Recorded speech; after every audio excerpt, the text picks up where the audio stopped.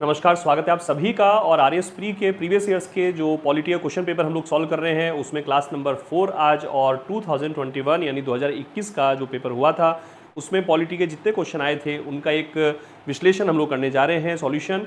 और 15 से 20 मिनट की क्लास होगी, हमेशा की तरह क्लास पूरी देखनी है, ठीक है। फटाफट शुरू कर लेता हूं मैं। क्वेश्चन आया है, राज्य विधान परिषद के उत्सादन के लिए, उत्सादन का मतलब समापन से होता है, अबॉलिश बोलते हैं, ठीक है। तो राज्य विधान परिषद के उत्सादन के लिए राज्य विधानसभा द्वारा कॉन्स्टिट्यूशन के आर्टिकल 169 के अंतर्गत स्वीकृत संकल्प के बारे में निम्न में से कौन सा कथन सही है। पहले हम लोग आर्टिकल 169 को देख लेते हैं। आर्टिकल 169 यहाँ मैंने स्लाइड ली है। आर्टिकल 169 जो 1950 के हमारे कॉन्स्टिट्यूशन में निहित है, उसमें क्या लिखा गया है यहाँ से पढ़ते हैं। संसद विधि बनाकर, यानी सबसे पहली बात, इसके लिए संविधान संशोधन की जरूरत नहीं है या सरकार के किसी आदेश, अध्यादेश इत्यादि की जरूरत नहीं है। संसद की ये विधायी शक्ति है, संसद कानून बनाकर ये कार्य करेगी। क्या कर सकती है, किसी ऐसे राज्य में विधान परिषद को समाप्त करने के लिए, है ना, जिसे उत्सादन भी कह रहे हैं, जिसमें ऐसी परिषद नहीं है या किसी ऐसे राज्य में, ठीक है, उसके सृजन के लिए प्रावधान कर सकेगी। यानी जहां विधान परिषद है वहां उसका समापन किया जा सकता है, जहां वो नहीं है वहां उसका सृजन किया जा सकता है। तो ये दो चीजें, समाप्त और यहाँ सृजन का जो संदर्भ है ये इसमें दिया गया। इसके लिए क्या बेसिक शर्त है कि यदि उस राज्य की विधानसभा उस विधान परिषद का संकल्प अपने कुल सदस्य संख्या के बहुमत और उपस्थित और मतदान करने वाले सदस्यों के कम से कम 2/3 बहुमत से पारित कर देती है, ठीक है। तो सबसे पहली तो बात यह है कि संसद इस प्रकार का काम कर सकेगी। फिर ये लाइन देखेंगे हम कि ऐसी कोई विधि आर्टिकल 368 के प्रयोजन के लिए संविधान में संशोधन नहीं समझी जाएगी। यानी ये संसद की विधायी शक्ति है, संसद कानून बनाकर ही ये काम कर सकती है। उसके लिए जो काम संसद करेगी वो किसी भी संविधान संशोधन के रूप में गिने जाने की उसको आवश्यकता नहीं होगी, है ना। संसद की विधायी और समविधायी ये दो अलग अलग शक्तियां होती है। मैं क्लासेस में भी कई बार बताता रहा हूं। विधायी शक्ति जो कानून निर्माण से रिलेटेड है, संविधायी शक्ति जो संविधान में परिवर्तन या जिसे संशोधन कहते हैं उससे रिलेटेड है। एक है लेजिस्लेटिव पावर और एक है कॉन्स्टिट्यूएंट पावर, ठीक है।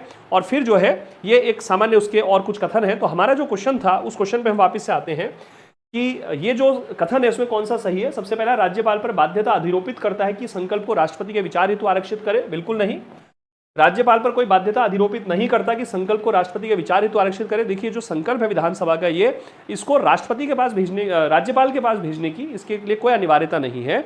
ये जो है इस पर संसद, इस संकल्प पर संसद के द्वारा कानून बनाया जाएगा, तो ये प्रोविजन भी लागू नहीं होगा। केंद्र सरकार पर बाध्यता अधिरोपित करता है कि संसद में विधि निर्माण के लिए कार्यवाही करे, या केंद्र सरकार पर बाध्यता अधिरोपित नहीं करता कि संसद में विधि निर्माण की कार्रवाई करे। हमेशा आपको एक चीज ध्यान रखनी है कि राज्य के विधानमंडलों द्वारा कोई भी संकल्प, कोई भी प्रस्ताव जो पारित किया जाता है या कोई भी उनका विधेयक हो जो कि राज्यपाल के माध्यम से राष्ट्रपति के विचार के लिए आरक्षित हुआ हो, उन तमाम प्रकार के विधेयक, संकल्प या प्रस्तावों पर जो राज्य के हैं उन पर केंद्र जो है वो निर्णय करने के लिए, स्वीकृति देने के लिए बाध्य नहीं होता है। ये हमको हमेशा ध्यान रखना है। भारतीय संविधान के संघात्मक स्वरूप के अंतर्गत ये एक महत्वपूर्ण एकात्मक प्रकार का प्रावधान यहाँ पर विकसित होता हुआ हमको दिखाई देता है, ठीक है। तो अब ये लाइन कहां से क्रिएट होती है ये जरा देखें इसको। ये देखिए, इसमें क्या लिखा था कि संसद जो है वो उपबंध कर सकेगी। इंग्लिश में जब बात इसकी आती है तो संसद उपबंध कर सकेगी, यानी राज्य विधानमंडल के ऐसे प्रावधान, ऐसे प्रस्ताव, ऐसे संकल्प से संसद जो है वो बाध्य नहीं है। तो इसमें सेकंड ऑप्शन जो है वो इसमें राइट आंसर आ जाएगा, ठीक है। नेक्स्ट बढ़ते हैं हम लोग। ये एक तथ्यात्मक क्वेश्चन आया था। मैंने आपसे आग्रह किया है कि कंसेप्चुअल और फैक्चुअल दोनों ही प्रकार के जो क्वेश्चन है वो आते हैं। भारत के उच्चतम न्यायालय के मुख्य न्यायमूर्तियों का सही क्रम क्या है। अब चूंकि आंसर की जो है वो इसकी मैंने देखी हुई है, इसलिए मैं तो यहाँ ये लगा दे रहा हूँ कि 4th नंबर इसमें आंसर आया है। HL दत्तू साहब, TS ठाकुर साहब और जगदीश सिंह केहर साहब। हमें जब फैक्चुअल क्वेश्चन याद रखने हैं, वैसे जैसे जैसे आपके एग्जाम नजदीक आएंगे, अभी तो अच्छा खासा टाइम है, मैं कुछ बातें इस प्रकार की बताऊंगा कि कौन सी चीज़ें फैक्चुअल में आपको ज़्यादा याद करने का प्रयास करना चाहिए, जिनकी ज़्यादा संभावना रहती है। तो ये सामान्यतः कोई भी 50 न्यायाधीश जो मुख्य न्यायाधीश हुए हैं या जितनी भी संख्या होती है उनके नाम सामान्यतः इतने सारे कोई भी याद नहीं करता है। तो ऐसा क्वेश्चन अगर आ जाता है और आपके कहीं पड़े हुए थे तो उस समय फिर जो है ये सही जाने के चांसेस आपके बढ़ जाते हैं, क्योंकि इतने सारे न्यायाधीशों के नाम हैं। यहाँ न्यायाधीश आए, मान लीजिए लोकसभा अध्यक्ष पूछ लिया जाए, राष्ट्रपति की लिस्ट पूछ ली जाए, प्रधानमंत्री की लिस्ट, तो कुछ तो आपको याद करने पड़ेंगे, जैसे राष्ट्रपति के नाम, उपराष्ट्रपति के नाम, प्रधानमंत्री के नाम, लोकसभा अध्यक्ष के नाम, ये तो हमें ध्यान रखने पड़ते हैं। अब अगर मुख्य न्यायाधीश के नाम भी आप क्रम से याद रख लेते हैं, ये बहुत अच्छी बात है, वहां पर इस प्रकार से हमारा आंसर सही होने के चांसेस बढ़ जाएंगे, ठीक है। तो इसमें 4th नंबर आया था। उसके बाद क्वेश्चन है, राजस्थान विधानसभा के प्रक्रिया और कार्य संचालन संबंधी नियम के अनुसार निम्न में से कौन से विभाग के प्राक्कलन जो है प्राक्कलन समिति कै। देखिए, जो संसद जब हम लोग पढ़ते हैं उस समय भी 3 वित्तीय समितियां होती है। जब राजस्थान की विधानसभा पढ़ते हैं यहाँ वित्तीय समितियों की संख्या 4 हो जाती है। इस रूप में क्या प्राक्कलन समिति के 2 भाग कर दिए गए हैं, एक है ए भाग और दूसरा बी भाग। कुछ विभाग जो है राजस्थान सरकार के प्राक्कलन समिति, जिसे एस्टीमेट कमेटी भी हम कहते हैं, या अनुमान समिति जिसको हम लोग बोल देते हैं, कुछ विभाग प्राक्कलन समिति ए के नियंत्रण अधीन आ जाते हैं और कुछ विभाग जो है प्राक्कलन समिति ब के नियंत्रण में आते हैं। तो क्वेश्चन ये है कि प्राक्कलन समिति क के नियंत्रण में कौन से विभाग नहीं है। तो मैंने यहाँ एक लिस्ट दी है कि ये जो विभाग है ये प्राक्कलन समिति ख के अंतर्गत है। तो इसमें ये वाला जो डिपार्टमेंट आ रहा है गृह विभाग, ठीक है, यहाँ ये आंसर आप देखिए, गृह विभाग जो है ये प्राक्कलन समिति बी के अंतर्गत आता है, ठीक है, ये प्राक्कलन समिति बी के अंतर्गत आता है। ये जो पेज मैंने लिया है राजस्थान विधानसभा की जो वेबसाइट है उसमें प्रक्रिया और कार्य संचालन के नियमों में से लिया गया है। तो प्राक्कलन समिति ख या बी के अंतर्गत आता है। बाकी जो ये वाले पार्ट है सार्वजनिक निर्माण विभाग, जन लोक निर्माण विभाग, शिक्षा विभाग और वित्त विभाग जो है वो प्राक्कलन समिति कै के नियंत्रण में आते हैं। तो ये थोड़ा सा कठिन क्वेश्चन हो जाता है क्योंकि इतनी सारी जानकारी जरूरी नहीं सारे विद्यार्थी याद रखें, लेकिन अगर याद है तो हम उसको सही कर सकेंगे। इसलिए ध्यान रखना है कि कुछ क्वेश्चन बहुत ही ज़्यादा अति फैक्चुअल प्रकार के हो सकेंगे वहाँ पर। यदि वो एक दो क्वेश्चन इस प्रकार के सही नहीं भी होते हैं, हमें ज़्यादा टेंशन नहीं करनी है, ये ध्यान रखिए।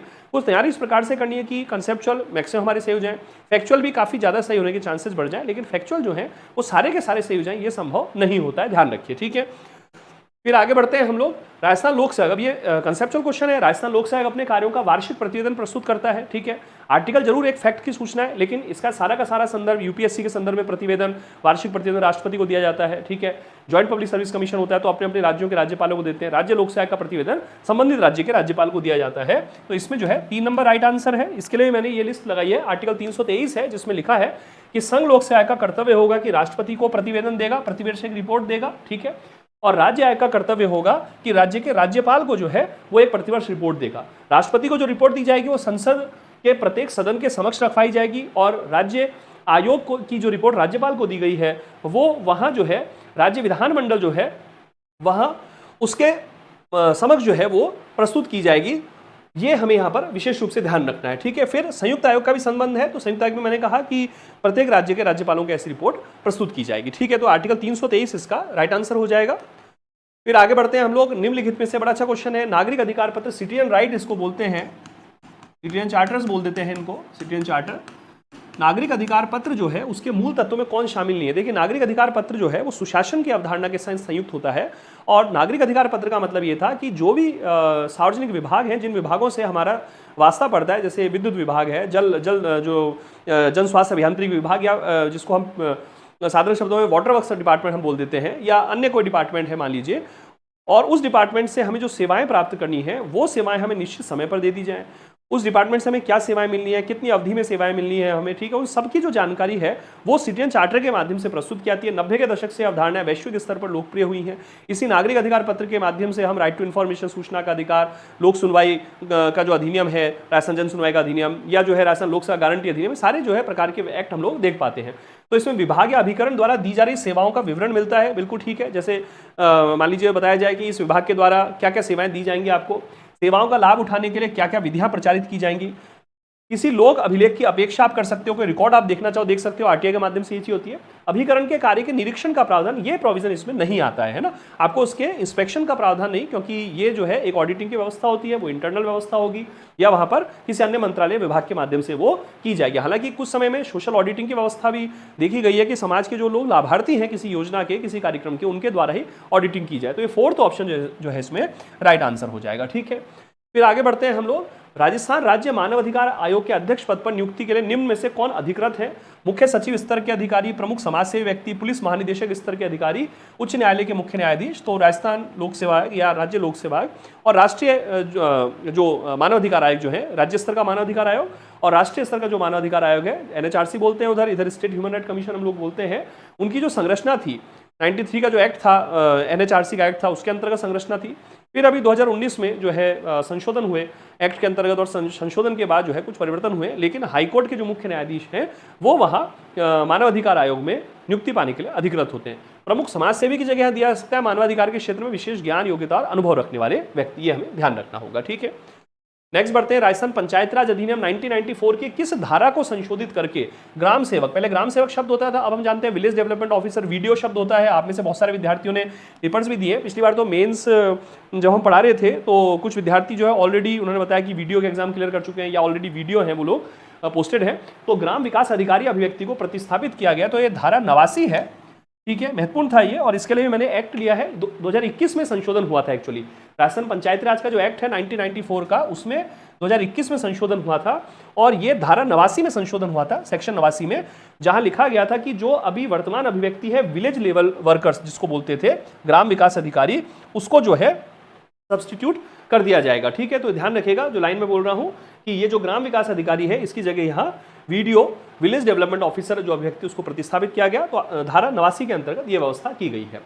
फिर ये बड़ा महत्वपूर्ण क्वेश्चन कथन कारण का आया था, नियंत्रक महालेखा परीक्षक जो है, अच्छा इस वाले पेपर में 2 या 3 क्वेश्चन डिलीट भी हुए थे। ठीक है, पॉलिटी में जैसे अभी 2023 का पेपर था, वहां भी पॉलिटी का एक क्वेश्चन अविश्वास प्रस्ताव वाला वो जो है डिलीट हुआ था, तो इस समय 2 या 3 क्वेश्चन डिलीट हुए थे 2021 वाले पेपर में।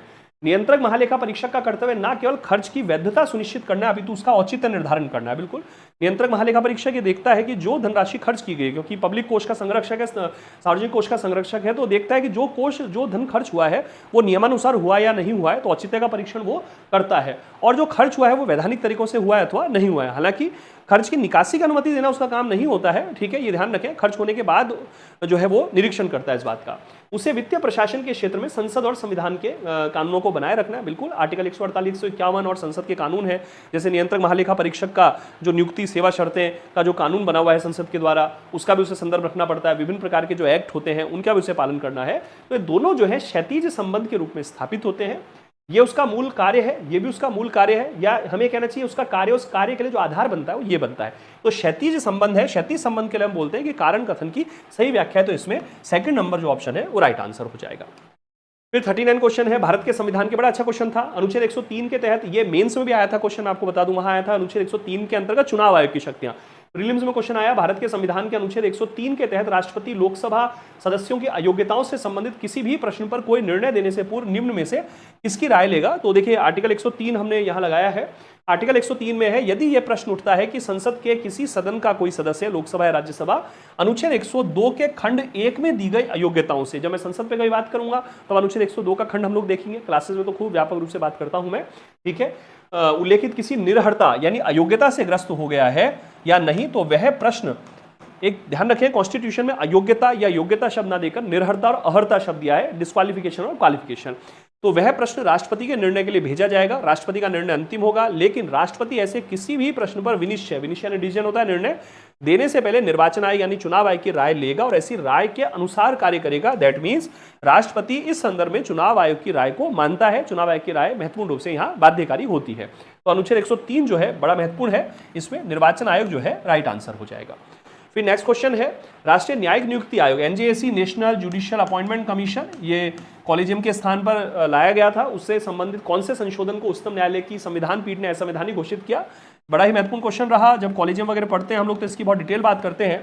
तो थर्ड नंबर जो है 99 संविधान संशोधन अधिनियम, जिससे एनजेएसी लाया गया था, बाद में एनजेएसी एक्ट भी बना दिया गया था, और संविधान के अनुच्छेद 124 के आगे 124A, 124B और 124C कैपिटल लेटर्स ये जोड़ दिए गए थे। आर्टिकल 217 और 222 में भी लैंग्वेज चेंज कर दी गई थी, यानी सुप्रीम कोर्ट में न्यायाधीशों की नियुक्ति, हाई कोर्ट में न्यायाधीशों की नियुक्ति और हाई कोर्ट में न्यायाधीशों का स्थानांतरण, ये तीनों जगह चेंज कर दिया गया था। लेकिन बाद में इसे शक्ति पृथक्करण के सिद्धांत, न्यायिक स्वतंत्रता के सिद्धांत के आधार पर, क्योंकि एनजेएसी की जो संरचना है उसमें भारत सरकार की विधि और न्याय मंत्री का जो है पूरा रोल उसमें रखा गया था, जो कि न्यायिक स्वतंत्रता और शक्ति पृथक्करण के लिहाज से उचित नहीं है, क्योंकि कार्यपालिका के पदाधिकारी यदि न्यायाधीशों को नियुक्त करने की संरचना के भाग बनते हैं तो फिर सरकार का हस्तक्षेप जो है इस मामले में हो सकता है, जो न्यायपालिका की स्वतंत्रता के लिहाज से और शक्ति पृथक्करण के लिहाज से जो है उपयुक्त नहीं माना जा सकता। तो इस आधार पर इसको अवैध घोषित कर दिया गया था। ठीक है, ध्यान रखिएगा।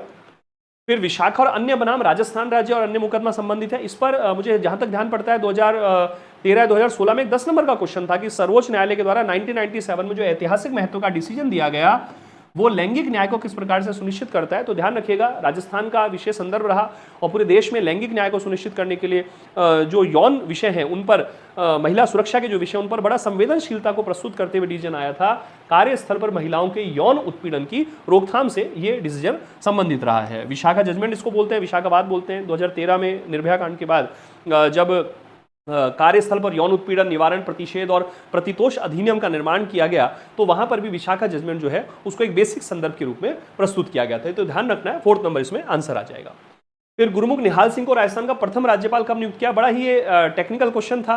सामान्यतः 1 नवंबर 1956 जब कार्यकाल शुरू होता है वहीं से सबने आंसर लगाया था, लेकिन इसका सही आंसर जो है 25 अक्टूबर 1956 था, जहां उनका अपॉइंटमेंट डेट थी। और ये राजभवन की वेबसाइट हमने ली है, देखिए राजभवन की जो वेबसाइट है उसमें यहाँ लिखा है, देखिए on the basis of the recommendation of the राज्य पुनर्गठन आयोग की सिफारिशों के आधार पर राज प्रमुख का पद जो है 7वें संविधान संशोधन के माध्यम से इसको अबॉलिश किया गया था 1 नवंबर 1956 से। और गुरुमुख निहाल सिंह जो है वो पहले गवर्नर बने राजस्थान के, जिनको अपॉइंट किया गया 25 अक्टूबर 1956 को। तो डेट है 25 अक्टूबर 1956, ठीक है, ये ध्यान रखिएगा। डेट यहाँ दी है, राजभवन की वेबसाइट है ये, 25 अक्टूबर 1956 है ना, ध्यान रखिएगा, थोड़ा टेक्निकल क्वेश्चन था। फिर संविधान में मूल कर्तव्य को जिसकी सिफारिश में शामिल किया गया, ये पहले भी क्वेश्चन आ चुका है, पहले भी मैंने चर्चा की, तो स्वर्ण सिंह समिति की सिफारिशों पर, ठीक है। और 42वां संविधान संशोधन और 1976 जो है उसमें 42वें संशोधन के माध्यम से और 1976 में, ठीक है, ये ध्यान रखेंगे। फिर भारत के संविधान में वर्णित नीति निर्देशक तत्वों का सुमेलित युग्म पहचानिए। समान न्याय निःशुल्क कानूनी सहायता, तो समान न्याय निःशुल्क कानूनी सहायता जो है ये आर्टिकल 39 कैपिटल ए है, 42वें संशोधन जोड़ा गया था। कृषि पशुपालन का संगठन जो है ये आर्टिकल 48 है। ग्राम पंचायतों का गठन जो है आर्टिकल 40 है, अनुच्छेद 40 है। और पुरुषों और स्त्रियों दोनों को समान कार्य के लिए समान वेतन हो, यह अनुच्छेद 39 है, बल्कि अनुच्छेद 39 का ये खंड डी है, ठीक है, ये ध्यान रखिएगा, अनुच्छेद 39 का खंड डी। तो इसमें सुमेलित जो है 4 नंबर है। नेक्स्ट है, किसने कहा था? देखिए संविधान सभा के भी कुछ अच्छे स्टेटमेंट जो है लगातार पेपर्स में आ रहे हैं, हमें ध्यान करने होंगे। किसने कहा था एक संविधान मशीन की तरह बेजान चीज है ना, निष्प्राण, इसकी जगह बेजान की जगह कई बार निष्प्राण शब्द आ जाता है। और ये लिखा गया कि इसमें वे लोग जीवन फूंकते हैं, जीवन डालते हैं जो इसका नियंत्रण करते हैं, इसलिए हमें ऐसे चरित्रवान, ईमानदार, योग्य लोगों की आवश्यकता है जो स्वयं को संविधान और देश के लिए समर्पित कर सके। भारत में बस कुछ ईमानदार लोगों की आवश्यकता है जिनके लिए राष्ट्र हित ही सर्वोपरि है। तो ये कथन जो है संविधान सभा की जो डिबेट है उसमें डॉक्टर राजेंद्र प्रसाद जी का ये स्टेटमेंट है, ठीक है। मैं कुछ स्टेटमेंट जो है संविधान के बारे में 15-20 स्टेटमेंट का एक PDF टेलीग्राम चैनल पर प्रोवाइड करा दूंगा, उसको प्रिंट आउट ले लीजिएगा, काम आएगा। 15-20 स्टेटमेंट मैं उसमें लिख दूंगा, या किस दिन एक क्लास ले लूंगा कि ये सेंटेंस जो है संविधान के बारे में किन किन लोगों के द्वारा कहा गया वो देख लिया जाएगा, लेकिन वो आप याद कर लीजिएगा। 15-20 ऐसे महत्वपूर्ण स्टेटमेंट पर हम लोग बात कर लेंगे, ठीक है। फिर सूचना के अधिकार अधिनियम के उद्देश्यों में कौन सा सही नहीं है? सरकार के कार्यकाल में पारदर्शिता, उत्तरदायित्व, तो बिल्कुल ठीक है। इसका उद्देश्य यही है कि सरकार जो काम कर रही है किसके लिए कर रही है, कैसे कर रही है, किस प्रकार से कर रही है, क्या उसके इनपुट है, क्या उसके आउटपुट है, इनके बारे में हम जानकारी ले सकें, सरकार हमारे प्रति उत्तरदायी, जवाबदेह हो। हमारे लोकतंत्र को ऐसा बनाना ताकि वास्तव में लोगों के लिए काम करे, बिल्कुल, ताकि लोकप्रिय प्रोसेसता सुरक्षित रह सके। नागरिकों को सशक्त करना, बिल्कुल ठीक है। यहाँ लिखा समाज की महिलाओं, कमजोर तबकों, वर्गों को सशक्त करने के लिए काम करना। जब लिखते हैं नागरिकों को सशक्त करना तो इसमें 3 नंबर वाला जो पॉइंट है वो अपने आप अंतर्निहित है। सामाजिक न्याय का विचार इसमें अपने आप अंतर्निहित है। तो ये एक्चुअली सूचना के अधिकार अधिनियम का जो लैंग्वेज है, मैं आपसे पिछली क्लास में, क्लास नंबर 3 में भी निवेदन किया था मैंने कि जो राइट टू इन्फॉर्मेशन का एक्ट है उसको एक बार अच्छे से हम पढ़कर जाएंगे। उस एक्ट को पूरा हमें पढ़ लेना होगा इस बार पेपर से पहले। मैं यहाँ हेल्प करूंगा बिल्कुल आप लोगों की, उस एक्ट को यहाँ पर किस तरह से हमें याद करना है, कुछ क्वेश्चन आंसर के फॉर्म में या कुछ स्लाइड्स वगैरह के फॉर्म में मैं दिखा दूंगा यहाँ, क्योंकि उसकी कोई धारा या उसके आर्टिकल के कोई जो है लैंग्वेज बेस्ड क्वेश्चन इन दिनों आ रहे हैं। 2023 में पूछा गया, 2021 में भी क्वेश्चन पूछा गया है। तो 3rd नंबर जो है इसमें राइट आंसर हो जाएगा, ठीक है। ठीक है, तो ये कोर्स है पॉलिटी का, आप लोग जुड़ रहे हैं लगातार, उसके लिए आभार है। मैं इस पर फिर एक दिन और कोई वीडियो बना दूंगा इस हमारे कोर्स पर, और मिलता हूं आप सभी से। उम्मीद करता हूं कि आज की क्लास भी बहुत लाभदायक रहेगी, और नेक्स्ट जो क्लास है उसमें 2023 के हम क्वेश्चन पेपर सॉल्व करेंगे, और उसके बाद फिर हम कुछ और शानदार कार्यक्रम जो है भारतीय संविधान और राज व्यवस्था के संदर्भ में प्रस्तुत करेंगे, ठीक है। तो आप सभी स्वास्थ्य का ध्यान रखिएगा। मिलता हूँ आप सभी से जल्दी से 2023 का पेपर सॉल्यूशन के साथ। नमस्कार, धन्यवाद।